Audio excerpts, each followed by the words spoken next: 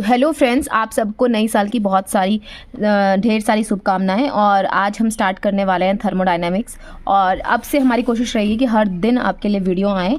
तो थर्मोडायनामिक्स में जो आज हम पढ़ेंगे वो पढ़ेंगे फर्स्ट लॉ ऑफ थर्मोडायनामिक्स। हम पढ़ने वाले हैं इसके अंदर फर्स्ट लॉ ऑफ थर्मोडायनामिक्स। ठीक है, थर्मोडायनामिक्स। देखो, जब हम बोलते हैं कि जब हम किसी सिस्टम को क्या दे रहे हैं, हीट दे रहे हैं, क्या कर रहे हैं हम किसी सिस्टम को, जब हम हीट देते हैं तो वो हीट जो होती है वो डिस्ट्रीब्यूट हो जाती है। किस किस में डिस्ट्रीब्यूट होती है? एक तो इंटरनल एनर्जी में, ठीक है, और दूसरा वो डिस्ट्रीब्यूट होती है किस में? वर्क में। ठीक है, हम क्या कह रहे हैं कि ये मान लो आपके पास कोई सिस्टम है, ठीक है, उस सिस्टम की अपनी कोई इंटरनल एनर्जी होगी। मान लो उसके पास U1 एनर्जी है। आप क्या कर रहे हो? आप उस सिस्टम को उसको हीट कर रहे हो, मतलब क्या कर रहे हो? आप उसको हीट दे रहे हो। ठीक है, अब जो ये हीट दे रहे हो इसके पास ऑलरेडी क्या है? इसकी खुद की इंटरनल एनर्जी कितनी है? U1 है। जब आप उसको हीट दे रहे हो, हमने क्या कहा? हीट डिस्ट्रीब्यूट होती है दो में। किस में? एक तो इंटरनल एनर्जी में और दूसरा वर्क में। अब देखो, पहले सिस्टम की जो हीट दे रहे हो उसके बाद जो सिस्टम की हीट क्या हो जाएगी? इंटरनल एनर्जी क्या हो जाएगी? वो हो जाएगी dQ प्लस U1। मतलब कुछ ना कुछ तो वो हीट जो है उसकी इंटरनल एनर्जी के साथ ऐड हो गई, और जो कुछ हीट है वो किसके फॉर्म में निकल गई? वो उसके वर्क के फॉर्म में यूज हो गई वहाँ पे। ठीक है, तो अब क्या हुआ? अब हमारे पास जो सिस्टम के पास जो नई इंटरनल एनर्जी आई वो क्या हो जाएगी सिस्टम की? वो U2 हो जाएगी। ठीक है, अच्छा, अब जो ये U2 जो हमारे पास नई इंटरनल एनर्जी है U2, ठीक है, इस U2 में से ही कुछ काम होता है। मतलब जो वर्क है वो इसी एनर्जी में से कुछ ना कुछ, हम जो एनर्जी जो हीट है वो काम के फॉर्म में यूज़ हो रही है। ठीक है, तो वर्क जो है मान लो वो क्या होगा? अगर सिस्टम वर्क कर रहा है तो वर्क क्या होता है? नेगेटिव। वर्क नेगेटिव कब होता है? जब किसके द्वारा किया जाए? Done by system. जब सिस्टम काम कर रहा है तो क्या हो जाएगा? Work negative. तो हमने क्या बोला? हमारे पास क्या निकल के आया? हमारे पास निकल के आया dQ प्लस U1। वो किसके बराबर है? वो U2 के बराबर है। भाई, पहले जो सिस्टम की इंटरनल एनर्जी थी वो U1 थी, हमने उसको हीट दी।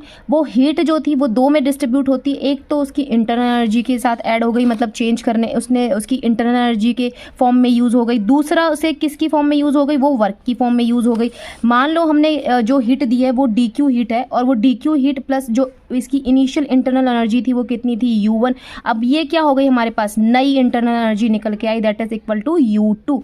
ठीक है, अब ये जो एनर्जी, कुछ तो ये इंटरनल एनर्जी, और मैंने क्या बोला? कुछ हीट जो है इसी में से, जो अब मान लो जो ये इस जो आपके पास इंटरनल एनर्जी है इसी U2 में से कुछ काम हो रहा है। मान लो कुछ जो हीट है वो काम के फॉर्म में यूज़ हो रही है, तो यहाँ से क्या हो रहा है? कुछ काम हो रहा है। तो क्या हो जाएगा? U2 में से आप क्या माइनस कर दो? W, कि भाई इतनी जो हीट है वो काम के फॉर्म में डिस्ट्रीब्यूट हो गई। ठीक है, तो हमारे पास क्या निकल के आया? हमारे पास निकल के आया dQ plus U1 is equal to U2 minus W।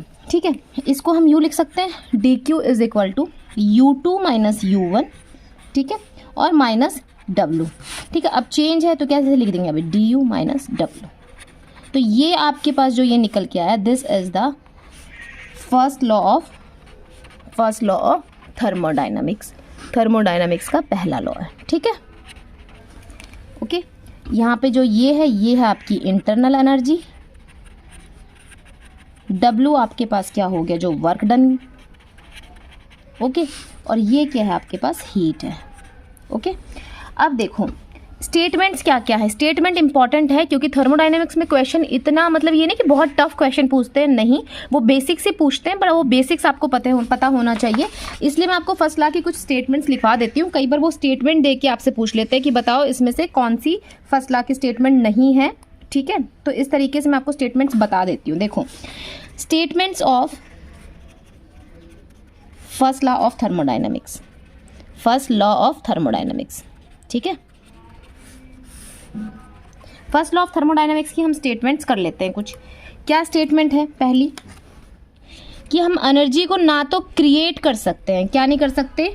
Energy neither created nor destroyed. ठीक है, ना तो हम उसको डिस्ट्रॉय कर सकते हैं ना क्रिएट कर सकते हैं, सिर्फ हम उसको क्या कर सकते हैं? ट्रांसफॉर्म कर सकते हैं एक फॉर्म से दूसरी फॉर्म में। ठीक है, into one form to another form. ठीक है, ये हमारी फर्स्ट लॉ की स्टेटमेंट है कि एनर्जी को ना तो हम क्रिएट कर सकते ना डिस्ट्रॉय कर सकते, सिर्फ एक फॉर्म से दूसरी फॉर्म में इसको क्या कर सकते हैं, ट्रांसफॉर्म कर सकते हैं। जो हमारे पास दूसरी स्टेटमेंट है वो है कि energy of the universe remain constant. ये भी हमारी फर्स्ट लॉ की स्टेटमेंट है कि यूनिवर्स की जो एनर्जी है वो क्या है, वो कांस्टेंट है। ठीक है, जो हमारे पास देखो एक चीज़ और याद रखना, आपको क्या याद रखना है कि हमने लिखाया D U is equal to, हमारे पास यही निकल के आया।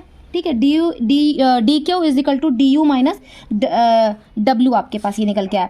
जब भी हम साइक्लिक प्रोसेस की बात करते हैं, ठीक है ना, देखो जब भी हम किसकी बात करते हैं, किसी साइक्लिक प्रोसेस की बात करते हैं, तो याद रखना जो भी आप उस सिस्टम को हीट दे रहे हो वो हीट किस फॉर्म में जाती है, वो वर्क के फॉर्म में जाती है। ठीक है, वो हीट किस में कन्वर्ट हो जाती है, वो वर्क में कन्वर्ट होती है। ठीक है, क्योंकि साइक्लिक सिस्टम है तो आपके पास इंटरनल एनर्जी चेंज कुछ नहीं होगा, जीरो, और वर्क माइनस डब्ल्यू, तो डी क्यू किसके बराबर हो जाएगा, माइनस डब्ल्यू। ठीक है, वो जो आपको हीट दे रहे हो वो किसके फॉर्म में कन्वर्ट हो रही है, वो वर्क में कन्वर्ट हो जाती है। ठीक है, फोर्थ पॉइंट देखो, जब भी कोई सिस्टम एनर्जी को एब्जॉर्ब करता है, ठीक है, एनर्जी, आप सुनो ध्यान से, ये energy absorb by the system is helpful in changing, दिख रहा है, इन चेंजिंग द इंटरनल एनर्जी और वर्क। ठीक है, ये मैं बता चुकी हूँ आपको कि जब भी एनर्जी, मतलब या तो आप उसको एनर्जी कह सकते हो या आप कह रहे हो उसको आप हीट दे रहे हो, तो वो क्या करता है, जब भी कोई सिस्टम हीट एब्जॉर्ब करता है, एनर्जी उसको दे रहे होते हो आप, तो वो किस में कन्वर्ट होती है, वो उसकी इंटरनल एनर्जी को भी चेंज करती है और हम कह सकते हैं वो उसके वर्क को भी। ये मैं पीछे आपको बता चुकी हूँ। ठीक है, अब देखो मैं एक चीज़ और समझा देती हूँ आपको, यहाँ पे ये साइन कन्वेंशन के बारे में बता देती हूँ। ये माइनस डब्ल्यू या फिर जो minus Q minus plus W plus Q, ये जो साइंस हम यूज़ करते हैं इनके बारे में आपको बता देती हूँ। देखो ये है सिस्टम, ठीक है, जब भी अगर बात ऐसे हो कि हीट जो है वो सिस्टम को दी जा रही हो, ठीक है, heat given to the system, जब सिस्टम को हीट देते हैं तो वो हमेशा पॉजिटिव होती है।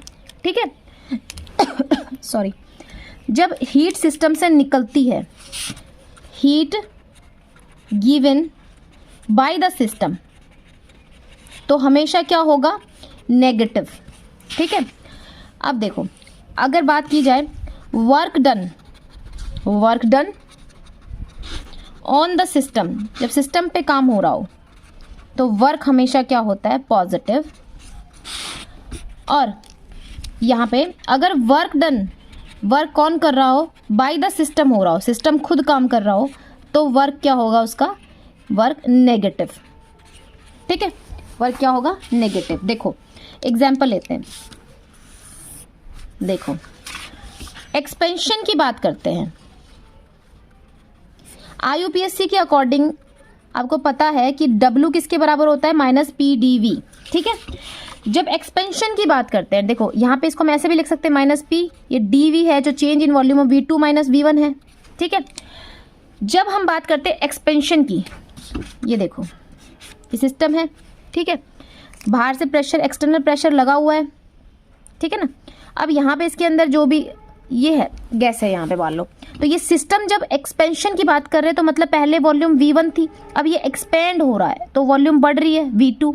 समझ रहे हो, अब क्या कर रहा है, ये एक्सपेंड हो रहा है, क्या हो रहा है, एक्सपेंड हो रहा है, बाहर से प्रेशर लग रहा है उसके अगेंस्ट क्या कर रहा है, ये एक्सपेंड हो रहा है। तो यहाँ पे ये देखो अगेंस्ट प्रेशर लग रहा है, तो यहाँ पे देखो क्या हो रहा है कि जब आपकी वॉल्यूम जो V2 है वो V1 से बड़ी हो जाएगी, भाई पहले यहाँ तक था अब यहाँ तक आ रहा है। ठीक है, तो V2 क्या हो जाएगी, V1 से बड़ी हो जाएगी। अगर V2 V1 से बड़ी हो जाएगी तो जो V2 माइनस V1 की वैल्यू आएगी वो क्या आएगी, वो पॉजिटिव आएगी ना। और इस केस में अगर आप वर्क निकालना चाहोगे तो वर्क क्या आएगा, माइनस P, और ये वैल्यू जो है पॉजिटिव dV की वैल्यू जो आई आपके पास वो पॉजिटिव आई, तो आपके पास वर्क क्या आएगा, माइनस PdV आया। P क्या है यहाँ पे, एक्सटर्नल प्रेशर, तो वर्क क्या आ रहा है आपके पास, माइनस P एक्सटर्नल dV, तो माइनस में आ रहा है, इसका मतलब क्या हो रहा है, यहाँ पे वर्क नेगेटिव हो रहा है। और नेगेटिव का मतलब क्या होता है कि वर्क कौन कर रहा है, वर्क कर रहा है आपका सिस्टम। तो ये देखो सिस्टम एक्सपेंशन के केस में क्या करता है, यहाँ पे सिस्टम जो है वर्क करता है, यहाँ पे ये देखो एक्सपेंड हो रहा था, बाहर जो एक्सटर्नल प्रेशर लग रहा है उसके अगेंस्ट क्या कर रहे हैं, ये एक्सपेंशन शो कर रहा है यहाँ पे। तो वर्क डन कौन कर रहा है, वर्क किसके द्वारा हो रहा है, वो सिस्टम के द्वारा हो रहा है, इसीलिए यहाँ पे एक्सपेंशन के केस में वर्क जो होता है वो नेगेटिव होता है। अगर बात करें कंप्रेशन की, ठीक है, क्या करते हैं कंप्रेशन की बात, तो कंप्रेशन की बात कर रहे हैं हम, ऊपर से कोई चीज़ को कंप्रेस कर रहे हैं, दबा रहे हैं, यहाँ से आप बाहर से एक्सटर्नल प्रेशर लगा रहे हो, पहले मान लो इसकी वॉल्यूम V1 थी यहाँ पे, अब आप इसको क्या कर रहे हो, कंप्रेस कर रहे हो और दबा रहे हो इसको, और इसकी वॉल्यूम को क्या कर रहे हो और कम कर रहे हो। अब यहाँ पे वो V2 वॉल्यूम है, अब यहाँ पे जो V2 माइनस V1 की जो वैल्यू आएगी वो आपके पास क्या आएगी, वो नेगेटिव आएगी, क्योंकि पहले मान लो 10 था, अब और कंप्रेस करने के बाद वॉल्यूम कहाँ तक आ गई, 5 तक आ गई, ठीक है। तो V2 माइनस 5 माइनस 10 तो आपके पास क्या आ रहा है, -5 आ रहा है, ठीक है ना। तो कंप्रेशन के केस में क्या हो रहा है, बाहर से प्रेशर लग रहा है, बाहर से काम हो रहा है, मतलब वर्क कौन कर रहा है, वर्क जो है सिस्टम के ऊपर हो रहा है, ठीक है, work done on the system हो रहा है, इसीलिए यहाँ पे अब वर्क पॉजिटिव होता है। हमने ये बोला था ना कि वर्क जब सिस्टम के ऊपर हो तो वर्क पॉजिटिव होता है। देखो कैसे निकल के आ रहा है, खुद देखो आप कि V2 माइनस V1 की वैल्यू क्या आ रही है, नेगेटिव। अब W क्या था, -P, V2 माइनस V1। अब यहाँ से भी वैल्यू जो आपके पास जो भी वैल्यू है वो क्या आ रही है, वो नेगेटिव वैल्यू आ रही है, तो नेगेटिव नेगेटिव पॉजिटिव, तो हमारे पास क्या आ जाएगा PdV, और प्रेशर क्या है एक्सटर्नल, समझ रहे हो आप। तो वर्क यहाँ पे क्या आ गया पॉजिटिव, W क्या आ गया पॉजिटिव। मतलब क्या हो रहा है कि कंप्रेशन के केस में क्या होता है, वर्क पॉजिटिव होता है क्योंकि जो वर्क है वो सिस्टम के ऊपर हो रहा है, और एक्सपेंशन के केस में क्या होता है, वर्क नेगेटिव होता है क्योंकि वर्क जो है वो खुद सिस्टम के द्वारा किया जा रहा है। तो ये याद रखना, ये साइन कन्वेंशन याद रखना, ठीक है ना। हमने क्या पढ़ा अभी, first law of thermodynamics, thermodynamics हमें क्या मिला, यहाँ से हमें मिला dq is equal to D U minus W, ये हमें मिला, ठीक है, ठीक है। और जो ये d जो यहाँ पे हमें u है, ये u क्या है, एक एनर्जी टर्म है, मैंने आपको बता चुकी हूँ। हमें जो यहाँ से क्या मिल रही है, फर्स्ट लॉ ऑफ थर्मोडायनामिक्स से हमें क्या मिल रही है, पहली एनर्जी टर्म मिल रही है, पहली एनर्जी टर्म जो है वो इंट्रोड्यूस हो रही है फर्स्ट लॉ ऑफ थर्मोडायनामिक्स से, या हम कह सकते हैं वो जर्नेट हो रही है फर्स्ट लॉ ऑफ थर्मोडायनामिक्स से, ठीक है। फर्स्ट लॉ ऑफ थर्मोडायनामिक्स से पहली एनर्जी टर्म जो होती है वो जर्नेट होती है, दैट इज क्या है U, और इसको हम क्या बोलते हैं, इंटरनल एनर्जी, ठीक है। देखो अब यहाँ पे अब देखो W क्या होता है, देखो W हमारे पास क्या होता है, W is equal to minus PdV होता है, ये मैं आपको कई बार बता चुकी हूँ। अब हम यहाँ पे रख देंगे तो हमें क्या मिलेगा, DQ is equal to DU plus PdV, ये मिला हमें, ठीक है।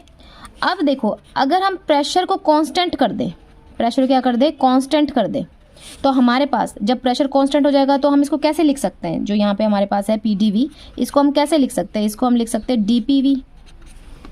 अब देखो ये कैसे लिख सकते हैं, यहाँ देखो DPV, ओके, ये फर्स्ट फंक्शन, ये सेकंड फंक्शन, कैसे करते हैं हम इसको, PdV प्लस VdP, ठीक है। ये आपके पास फर्स्ट फंक्शन, सेकंड फंक्शन, फिर सेकंड फंक्शन लेते हैं, फिर फर्स्ट फंक्शन, ठीक है। अगर हमने क्या किया, मैं बोल रही हूँ प्रेशर को हम क्या कर रहे हैं, कांस्टेंट कर रहे हैं। जैसे ही प्रेशर कांस्टेंट, तो ये क्या हो जाएगा, ये टर्म, ये प्रेशर कांस्टेंट होते ये क्या हो जाएगा, 0, तो अपने पास क्या मिल जाएगा, यहाँ पे ये क्या हो जाएगा, ये 0 हो जाएगा, ठीक है। तो आपके पास ये क्या मिलेगा, ये आपके पास क्या होगा, सिर्फ ये मिलेगा, DPV किसके बराबर मिलेगा, PdV के। वही तो चीज़ हम यहाँ पे बोल रहे हैं कि जैसे हम प्रेशर को कांस्टेंट करेंगे तो हम PdV को DPV लिख सकते हैं, ठीक है। ये देख लो यहाँ पे मैं बता चुकी हूँ आपको कैसे, ठीक है ना। तो हमें क्या मिल गया, ये मिला। तो अब इसको हम कैसे लिखेंगे, DQ is equal to DU plus, मैंने क्या बोला, DPV रख लो इसको ऐसे, ठीक है। अब इसको हम ऐसे लिख सकते हैं, D कॉमन लेके U प्लस PV, ओके। और यहाँ पे हमारे पास DQ है, और U प्लस PV ये किसके बराबर होता है, ये बराबर होता है आपके पास H के बराबर, DQ is equal to DH। तो ये देखो ये H जो है हमारे पास, ये क्या है, सेकंड एनर्जी टर्म है, सेकंड एनर्जी टर्म, ठीक है, जिसको हम क्या बोलते हैं, जिसको हम बोलते हैं एंथैल्पी, एंथैल्पी, ठीक है। देखो फर्स्ट ऑफ थर्मोडायनामिक्स से हमें कौन सी पहली एनर्जी टर्म मिली, कौन सी U मिली, जिसको हम बोलते हैं इंटरनल एनर्जी। उसके बाद हमने यहाँ पे क्या जनरेट किया, यहाँ पे सेकंड एनर्जी टर्म हमें मिली, जिसको हम बोलते हैं एंथैल्पी बोलते हैं, ठीक है, एंथैल्पी बोलते हैं इस पे यहाँ पे। और अब हमारे पास क्या फॉर्मूला मिला, एक और फॉर्मूला मिला, H is equal to U plus PV, ये फॉर्मूला एक हमें ये मिला, ठीक है, ठीक है। तो हमने क्या पढ़ा, components of first law of thermodynamics, short में लिख दिया। कौन कौन से कंपोनेंट्स मिले हमें, फॉर्मूला हमें ये मिला, ये था फर्स्ट लॉ हमारा। क्या क्या मिला, हीट, इंटरनल एनर्जी और वर्क। फर्स्ट लॉ के कितने कंपोनेंट्स हैं, ये तीनों फर्स्ट लॉ के कंपोनेंट्स हैं। ये भी क्वेश्चन पूछा हुआ क्वेश्चन है, ठीक है, कि फर्स्ट लॉ के कौन कौन से कंपोनेंट्स हैं, तो ये याद रखना, हीट, इंटरनल एनर्जी और वर्क। तो अब इन सबको हमें डिटेल में पढ़ना है। Heat and heat capacity start करते हैं हम, कैपेसिटी, ठीक है। देखो हीट क्या होता है, heat mode of transfer of energy होता है, mode of transfer of energy, ठीक है। जनरली अगर हम बात करें तो हीट क्या करता है, जनरली हीट टेम्परेचर चेंज करता है, ठीक है, बट नॉट ऑलवेज, हमेशा नहीं करता ऐसा। जैसे आप सॉलिड को, जब सॉलिड आपके पास वाटर, आइस की बात कर रहे हो और उसको लिक्विड वाटर में कन्वर्ट कर रहे हो, ठीक है, तो 0 डिग्री सेल्सियस, यहाँ पे टेम्परेचर 0 डिग्री सेल्सियस, आप हीट तो दे रहे हो पर आप देख रहे हो वहाँ पे टेम्परेचर चेंज नहीं हो रहा, वहाँ पे हीट किस फॉर्म में यूज़ हो रही है, उसकी इंटरनल एनर्जी के फॉर्म में यूज़ हो रही है, ठीक है। देखो अब याद रखना कि जब भी हम सिस्टम को हीट, मतलब अगर सिस्टम हीट लेता है ना, तो टेम्परेचर क्या करेगा, सिस्टम क्या करे, अगर हीट ले तो क्या होगा, टेम्परेचर हमारे पास क्या होगा, वो बढ़ता है, ठीक है। और अगर सिस्टम हीट देता है, ठीक है, तो टेम्परेचर हमारे पास हम कहेंगे क्या करेगा, डिक्रीज होता है, ठीक है, ये याद रखना। देखो जब कोई सिस्टम हीट लेता है, ठीक है, क्या कर रहा है, ये सिस्टम है आपके पास कोई, आप क्या कर रहे हो, इसका टेम्परेचर T1 था, आपने इस सिस्टम को क्या किया, हीट दिया, हीट आपने दिया, अब उस सिस्टम का टेम्परेचर क्या हो गया, T2 हो गया, ठीक है। क्या किया आपने कि जब कोई सिस्टम को आपने हीट दी, हीट देने से पहले इसका टेम्परेचर T1 था, अब उसका टेम्परेचर क्या हो गया, T2 हो गया, तो ली गई हीट, जो ये हीट ली है और जो ये टेम्परेचर डिफरेंस है, इसको हम क्या कहेंगे, हीट कैपेसिटी, ठीक है, हीट कैपेसिटी, ठीक है। हीट कैपेसिटी क्या होती है, इसको हम C से डिनोट करते हैं और इसके लिए हमें dQ/dt, ये फॉर्मूला है, ये फॉर्मूले याद रखना, ये बहुत इंपॉर्टेंट फॉर्मूले हैं, ठीक है। ये क्या है आपके पास, हीट कैपेसिटी और dQ/dt के बराबर होती है। क्या कह सकते हैं हम, रेशियो ऑफ, ये देखो रेशियो ऑफ हीट टेकन, जो हीट ली जा रही है, अपॉन क्या है, टेम्परेचर डिफरेंस जो जनरेट हो रहा है because of that heat, is generally called heat capacity. समझ गए आप, कि देखो क्या कहेंगे हम इसको, रेशियो ऑफ, ये डेफिनेशन वगैरह याद ना रहे, फॉर्मूला याद रखो, यहाँ से आप याद कर लो डेफिनेशन क्या है। यहाँ पे heat capacity upon temperature difference, ये क्या कहलाएगा, sorry, heat upon temperature difference आपके पास क्या कहलाएगा, हीट कैपेसिटी। समझ गए आप, ratio of heat upon temperature difference is equal to heat capacity, ठीक है। देखो अब देखो हमें क्या मिला, C is equal to dQ/dt मिला, हमें ये मिला, ठीक है। इसको हम ऐसे भी लिख सकते हैं, dQ/T2 माइनस T1, dt क्या है, टेम्परेचर चेंज, टेम्परेचर डिफरेंस वो क्या है, T2 माइनस T1, ठीक है। ये चीज़ अगर बात की जाए,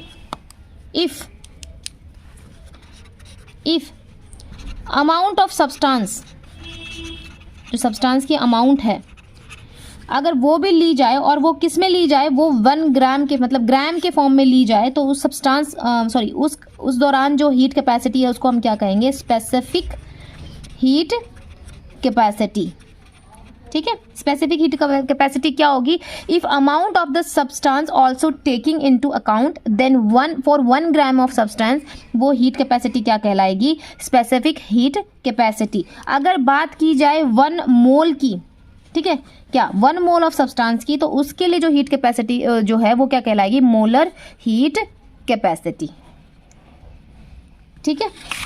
देखो अब यहाँ पे देखो ये मिला हमें, जनरली आपको पता है हीट क्या होता है, heat is a path function, मैं बता चुकी, heat and work is a path function. Generally देखो हीट क्या होता है, पाथ फंक्शन होता है, ठीक है। अब तो हीट कैपेसिटी भी क्या होगा, ये पाथ फंक्शन है, तो हीट कैपेसिटी भी क्या होगा, हीट कैपेसिटी भी आपके पास क्या होगा, पाथ फंक्शन होगा, ठीक है। तो इसको हीट कैपेसिटी को पढ़ने के लिए हमें क्या करना पड़ेगा, हमें पाथ को डिफाइन करना पड़ेगा। तो इसके लिए हीट कैपेसिटी को हम, heat capacity is generally studied under 2 path, दो पाथ के अंदर हम इसको पढ़ते हैं। ठीक है, पाथ फंक्शन है तो पाथ तो बताना पड़ेगा ना, कौन कौन से पाथ से जा रहा है। ठीक है, देखो पहला पाथ आप कहोगे प्रेशर, कांस्टेंट प्रेशर। ठीक है, दूसरा पाथ क्या हो जाएगा आपके पास, कांस्टेंट वॉल्यूम। ये दो पाथ है, ये दो पाथ है, कांस्टेंट प्रेशर पाथ और कांस्टेंट वॉल्यूम पाथ। ठीक है, कांस्टेंट प्रेशर की बात करेंगे तो हम लगाएंगे heat capacity eight constant pressure पे अगर जा रही है तो इस पाथ के थ्रू जा रही है तो क्या आएगी, और अगर हीट कैपेसिटी कांस्टेंट वॉल्यूम की बात की जाए तो क्या आएगी, तो इसके लिए CV यूज़ करेंगे। जनरली आपको पता है हीट कैपेसिटी किसके बराबर होती है, dQ/dt के बराबर जनरली आप। ठीक है, हीट कैपेसिटी किसके बराबर होती है, C = dQ/dt के बराबर। अब हम बात कर रहे हैं कि कांस्टेंट प्रेशर की बात कर रहे हैं तो क्या हो जाएगा, CP = dQ/dt eight constant pressure P। ठीक है, इसको हम ऐसे भी लिख सकते हैं dQP/dt। ठीक है, अब देखो इसको हम ऐसे भी लिख सकते हैं dQ/dt एट कांस्टेंट प्रेशर, मतलब del Q/del T at constant pressure, मतलब इसको हम किसी तरीके से भी लिख सकते हैं। ठीक है ना, तो आपको ये याद रखना है, ये इम्पॉर्टेंट है। ठीक है, ऐसे इसके लिए क्या होगा, इसके लिए भी यही C क्या होता है dQ/dt, अब यहाँ पे क्या आ जाएगा CV, अब C क्या होता है देखो dQ/dt। ठीक है, तो अब हमने कांस्टेंट वॉल्यूम की बात करें तो क्या हो जाएगा dQ/dt एट कांस्टेंट वॉल्यूम। इसको हम ऐसे भी लिख सकते हैं dQV/dt, ऐसे भी लिख सकते हैं, इसको हम ऐसे भी लिख सकते हैं del Q/del T at constant volume. मतलब हम इसको किसी भी तरीके से लिख सकते हैं, तो आपको ये याद रखना है, ये बहुत इंपॉर्टेंट है, आपको याद रखना है। ठीक है, तो हमारे पास क्या मिला, हमें मिला CP = dQ/dt eight constant pressure P। इसको हमने किस तरीके से लिखा, इसको हमने लिखा dQP/dt, ऐसे भी लिखा। इसको हम यूं भी लिख सकते हैं del Q/del T। ठीक है, अगर किसी भी कंप्लीट डिफरेंशिएशन के साथ अगर कांस्टेंट आ जाए तो वो किस में कन्वर्ट हो जाता है, वो पार्शियल में हो जाता है। ठीक है, तो देखो अब मैंने आपको पहले बताया था dQ किसके बराबर होता है, TDS के बराबर होता है। ठीक है, तो इसको हम क्या रख सकते हैं, यहाँ पे TDS रख दो upon dt at constant P। ठीक है, इसको हम कैसे लिख सकते हैं, T बाहर आ जाएगा, DS/dt एट कांस्टेंट P, ऐसे। ठीक है ना, ऐसे क्या कर सकते हो आप, CV वाला कर सकते हो। CV में भी क्या हो जाएगा आपके पास, क्या होता है dQ/dt एट कांस्टेंट V, ये होता है। आप वहाँ पे भी रख दो T DS/dt, ये हो जाएगा कांस्टेंट V, और उसमें क्या कर दोगे आप, क्योंकि यहाँ पे T बाहर आ जाएगा और DS/dt एट कांस्टेंट V। ठीक है, तो हमारे पास ये यहाँ पे CV की वैल्यू आ गई। ठीक है ना, देखो अब देखो हीट कैपेसिटी जो होता है उसकी यूनिट क्या होती है, जूल पर केल्विन। अगर स्पेसिफिक हीट कैपेसिटी की बात करी जाए तो जूल पर केल्विन और ग्राम लग जाएगा, अमाउंट की बात हो रही है वहाँ पे, पर ग्राम में बात हो रही है। मोलर हीट कैपेसिटी यहाँ पे जूल पर केल्विन पर मोल लग जाएगा। ठीक है ना, ठीक है, अब हम कुछ फीचर्स पढ़ लेते हैं of heat and heat capacity के हम कुछ इंपॉर्टेंट फीचर्स पढ़ लेते हैं। ठीक है, देखो पहला फीचर, हीट और हीट कैपेसिटी दोनों क्या हैं, पाथ फंक्शन, लेकिन कुछ स्पेसिफिक कंडीशन के दौरान ये लोग कभी कभी स्टेट फंक्शन की तरह भी बिहेव कर देते हैं। देखो जनरली तो ये है पाथ फंक्शन होते हैं, लेकिन कभी कुछ ऐसी कंडीशंस हैं जिनके ऊपर क्या करते हैं, ये स्टेट फंक्शन की तरह बिहेव करते हैं, तो वो कंडीशन आपको याद रखनी है, वो इंपॉर्टेंट है। देखो dQ = du - w, ये आपको याद है। ठीक है, अब बात हो रही है हीट की, यहाँ पे है इंटरनल एनर्जी U जो है, मैंने कहा था एनर्जी टर्म्स हैं ये सारे के सारे, और ये सारे के सारे क्या होते हैं, ये स्टेट फंक्शन होते हैं। अगर किसी तरीके से वर्क जीरो हो जाए, ये चीज़ जीरो हो जाए तो dQ किसके बराबर आ जाएगा, du के बराबर। अब ये स्टेट फंक्शन तो ये भी स्टेट फंक्शन की तरह बिहेव करेगा। ठीक है ना, तो W किस केस में, अगर क्या हो जाए आपके पास आइसोकोरिक कंडीशन आ जाए, क्या आ जाए, आइसोकोरिक में क्या होता है, वॉल्यूम क्या होती है आपकी कांस्टेंट होती है, वॉल्यूम क्या होती है आपकी कांस्टेंट होती है, dV क्या हो गया आपका, जीरो हो गया। तो यहाँ पे W क्या होता है, W = -PdV, और dV क्या हो गया, जीरो, तो W क्या हो गया आपके पास, जीरो। अब dQ =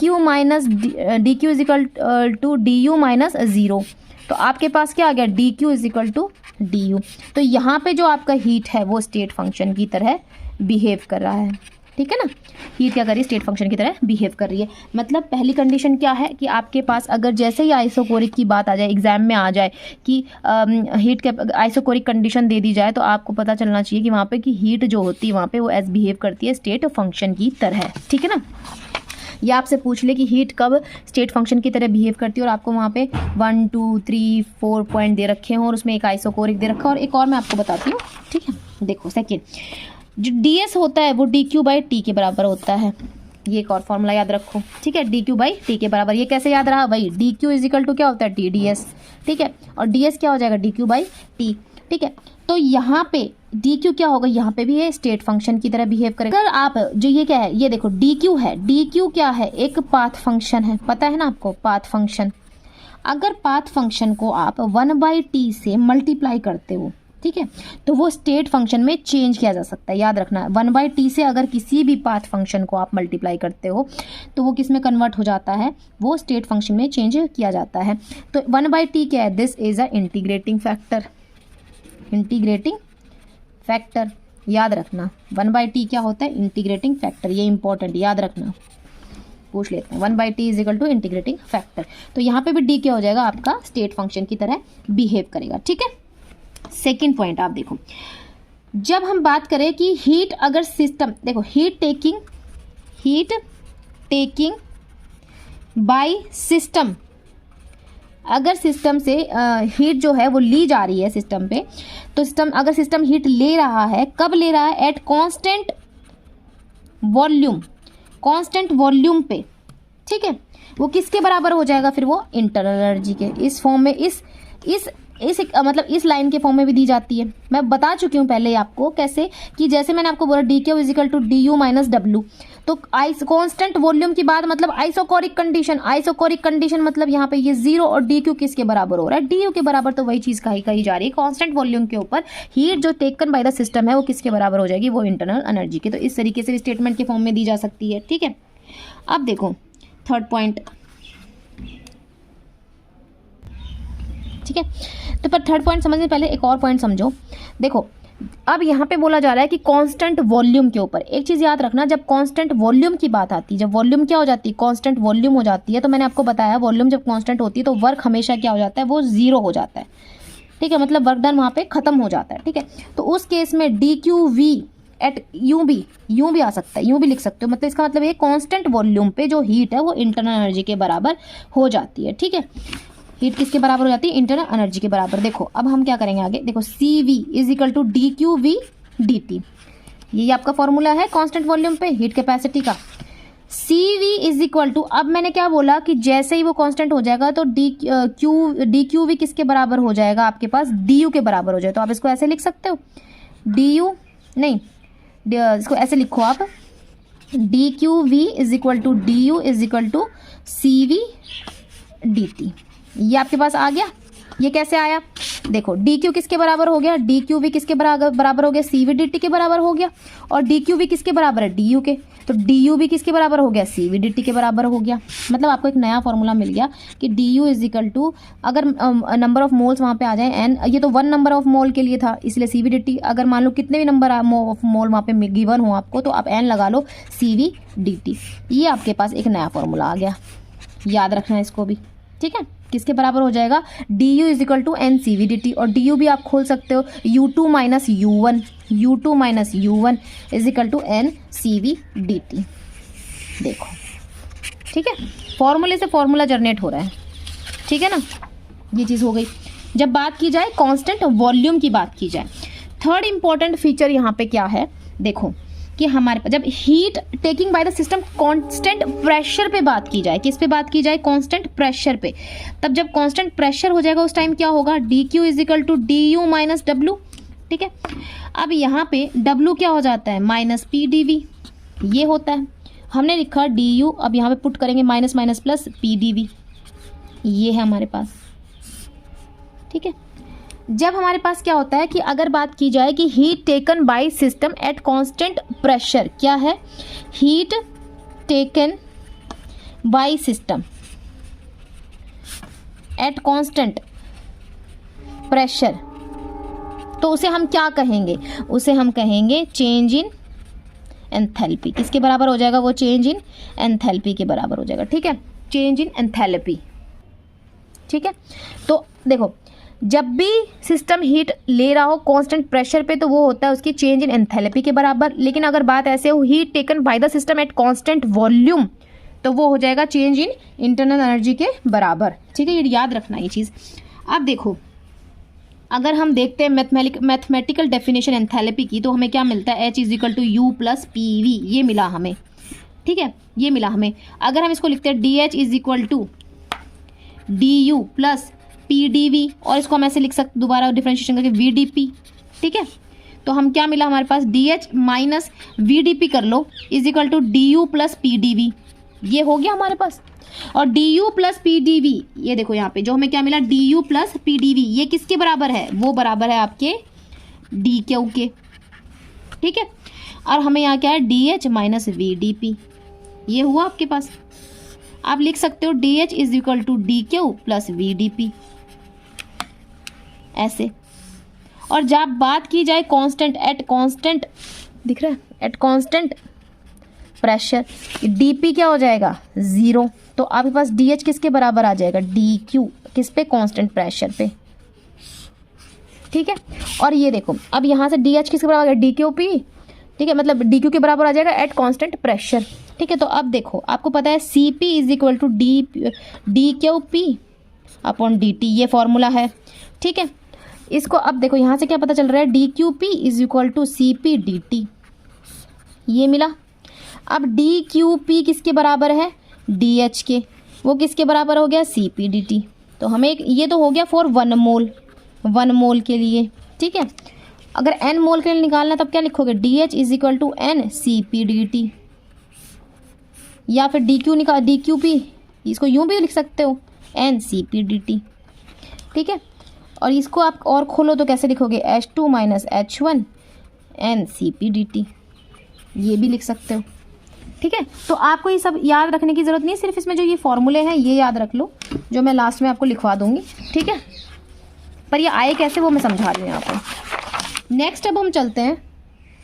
ठीक है, तो अब हमने क्या पढ़ा? अगर मैं उसकी आपको समरी बताती हूँ, समरी की बात करी जाए कि हमें इसमें याद क्या रखना है, वो हमें ये याद रखना होगा कि हमने पढ़ा हीट कैपेसिटी, हमने फर्स्ट लॉ ऑफ थर्मोडायनेमिक्स पढ़ा, वो हमारे पास क्या निकला? D Q is equal to D U minus W, ये निकला। ठीक है, उसके बाद मैंने आपको साइन कन्वेंशन बताया था कि जब सिस्टम की बात की जाए तो अगर सिस्टम पे वर्क हो रहा हो, वर्क ऑन सिस्टम हो रहा हो, तो आपके पास क्या आएगा? डब्ल्यू आपका पॉजिटिव आएगा। अगर ये खुद काम कर रहा हो तो डब्ल्यू क्या होगा? आपके पास नेगेटिव आएगा। हीट अगर सिस्टम को दी जा रही हो तो क्या वो पॉजिटिव है, अगर हीट सिस्टम से ली जा रही हो तो क्या वो नेगेटिव है।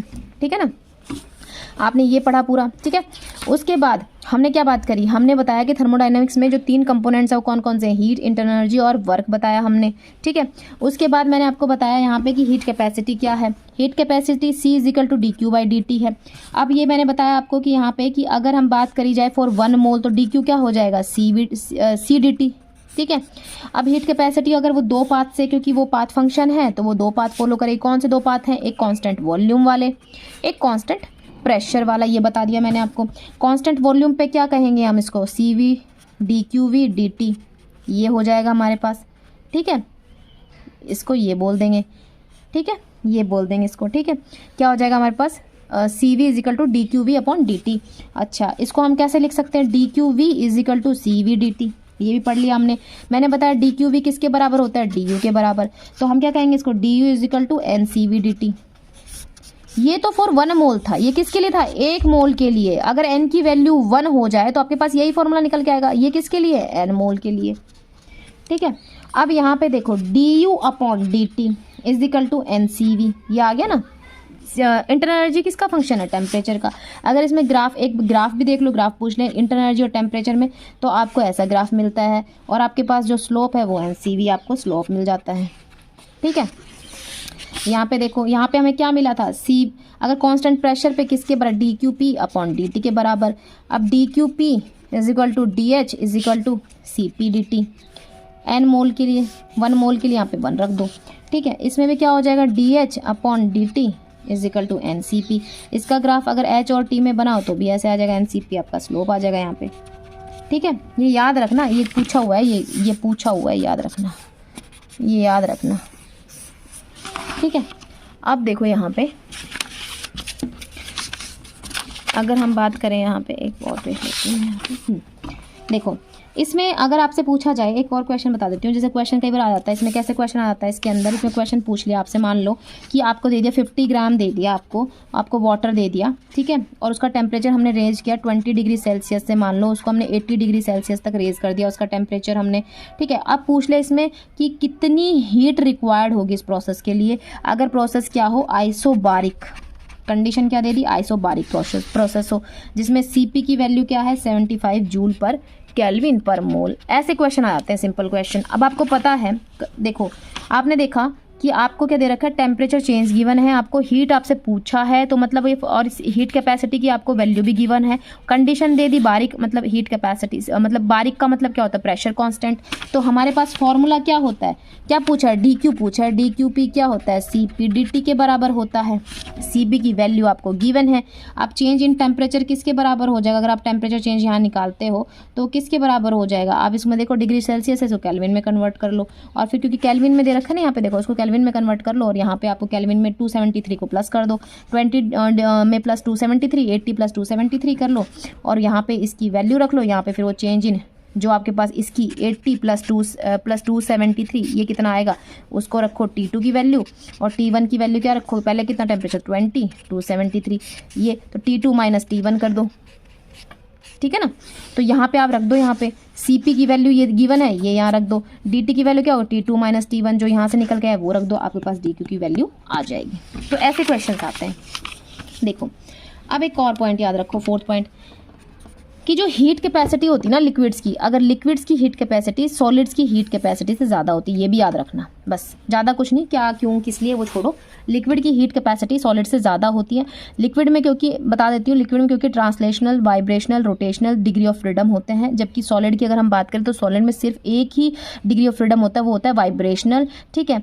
तो इसीलिए वो ज़्यादा एनर्जी स्टोर कर नहीं पाता, उसके पास 3 डिग्री ऑफ फ्रीडम है तो वो ज़्यादा एनर्जी स्टोर करते हैं, इसीलिए हीट कैपेसिटी की अगर बात करें लिक्विड्स की वो सॉलिड से ज़्यादा होती है, बस ये याद रखो, ये ठीक है। अगर कोई पूछे हीट, मतलब अगर आपको निकालना हीट कैपेसिटी लिक्विड की तो CL is equal to DQL upon DT, ऐसे भी लिख सकते हो। अगर CL जो है सॉलिड की ज़्यादा होगी तो DQL भी सॉलिड की क्या हो जाएगी, लिक्विड की, CL जो है हीट कैपेसिटी लिक्विड की ज़्यादा, DQL भी DS से ज़्यादा होगा, ठीक है। तो हीट कैपेसिटी अगर हम बात करें एट CP मतलब कांस्टेंट प्रेशर पे, वो हमेशा ज़्यादा होती है heat capacity at constant volume पे, ये भी पॉइंट याद रखना, CP हमेशा CV से ज़्यादा होता है, ये याद रखना, ठीक है। अब हमारे पास 6 पॉइंट याद क्या करना है आपको, कि जो रेशो होता है, रेशो किसका, हीट कैपेसिटी का जर्नली नॉन एज कि गामा के फॉर्म में, जिसको हम क्या बोलते हैं, atomicity, known as atomicity of gas, ठीक है। तो गामा की value, gamma is equal to क्या होता है, CP अपॉन CV, ये भी एक रिलेशन मिल गया, ठीक है ना। और CP किससे बड़ा है, CV से बड़ा है, तो गामा की वैल्यू किसके 1 से बड़ी होगी, ठीक है, गामा की वैल्यू 1 से बड़ी होगी, गामा की वैल्यू हमेशा 1 से बड़ी होगी, ठीक है। अब मैं आपको कुछ रिलेशंस बता देती हूँ, CP और CV के बीच में 6-7 रिलेशन है, वो मैं बता देती हूँ क्योंकि उसमें से भी क्वेश्चन आ जाता है। तो पहला अगर हम बात करें, देखो यहाँ पे एक अलग से लिखवा देती हूँ मैं आपको, पहली अगर हम बात करें आइडियल गैस की, देखो अगर हम आइडियल गैस की बात करें, आइडियल गैस की, तो CP फॉर्मूला क्या होता है, रिलेशन क्या होता है, CP minus CV is equal to R, ये तो है 1 मोल के लिए, 1 मोल के लिए। अगर n मोल की बात करी जाए, CP minus CV is equal to NR, ये फॉर n मोल के लिए, ठीक है।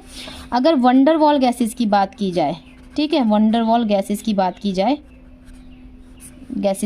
जाए, ठीक है, तो उसके दौरान क्या होता है, CP minus CV is equal to R 1 + 2A upon RTV, ठीक है, ये है 1 मोल के लिए। और NR, इसके आगे n लगा दो, 1 + 2A RTV, ये है आपके पास n मोल के लिए, ठीक है। तो आपको एक और आपको फंडामेंटल रिलेशन बताती हूँ, जिससे बहुत सारे और रिलेशन आपके निकलेंगे। फंडामेंटल रिलेशन वो क्या होता है, CP minus CV is equal to T del P by del T constant volume, del V by del T at constant pressure, ठीक है। अब अगर हम बात करें कि ये हमारे पास क्या है, एक फंडामेंटल रिलेशन है, ठीक है, क्या है, एक फंडामेंटल रिलेशन है। अब मैं आपको कुछ और मतलब रिलेशन सारे इकट्ठे लिखवा देती हूँ, वो आप याद करना, ठीक है, वो ज़रूरी है, उनसे क्वेश्चंस आ जाते हैं, ठीक है। ये 1 2 3 4th रिलेशन देखो, एक CP minus CV is equal to alpha square TV beta, ये याद रखना। निकालूंगी नहीं कि टाइम वेस्ट नहीं करना, निकालना याद भी मत रखो, सीधा डायरेक्ट आते हैं, आपको ये याद रखना है। देखो अल्फ़ा, देखो यहाँ पे, देखो यहाँ पे एक चीज़ देखना, CP minus CV is equal to TX alpha square V, ठीक है। E फॉर ये इलास्टिसिटी, ठीक है, और ये किसके बराबर होती है इलास्टिसिटी, 1/बीटा, मतलब कंप्रेसिबिलिटी के बराबर होती है। ऐसे इसका रिलेशन क्या होता है कंप्रेसिबिलिटी के साथ, ये होता है इलास्टिसिटी 1/बीटा, ठीक है, इस तरीके से, ठीक है। तो अब देखो यहाँ पे एक आपको मैंने पढ़ाया CP/CV इज इक्वल टू ये, तो ये देखो मैंने 1 2 सॉरी ये 1, ये कहाँ है, ये 2, यहाँ पे ये 3, ये 4, ये 5 और ये 6, ये 6 रिलेशन आपको यहाँ पे याद रखना है, ठीक है। ये 6 के 6 रिलेशन हमें याद रखने हैं, ये डायरेक्ट आते हैं, इनको निकालना कैसे है, क्यों है, वो मत करो, क्योंकि फिर उसमें टाइम वेस्ट होगा, निकालना कोई नहीं पूछेगा, आपके रिलेशंस याद रखने हैं, ये इंपॉर्टेंट है, ठीक है। तो अब हमारा पूरा का पूरा ये जो चैप्टर है हीट कैपेसिटी का जो टॉपिक है, चैप्टर नहीं टॉपिक है, वो कंप्लीट हो चुका है। और अब हम नेक्स्ट क्लास में हम पढ़ेंगे नेक्स्ट टॉपिक, दैट इज़ हमारे पास क्या है, वर्क। मतलब हमने सिलेबस में गिवन था, सिलेबस में क्या गिवन था कि आपको फर्स्ट लॉ कंप्लीट करना है, क्या करना है आपको, फर्स्ट लॉ कंप्लीट करना है, ठीक है। साथ में फर्स्ट लॉ के जो कंपोनेंट्स है, हीट, इंटरनल एनर्जी और वर्क, ये तीनों करने, जिसमें से हमने हीट को क्या कर दिया, कंप्लीट कर दिया है। अब हम बात करेंगे वर्क की, नेक्स्ट हमारी जो क्लास होगी उसमें हम पढ़ेंगे वर्क, ठीक है ना। Thank you.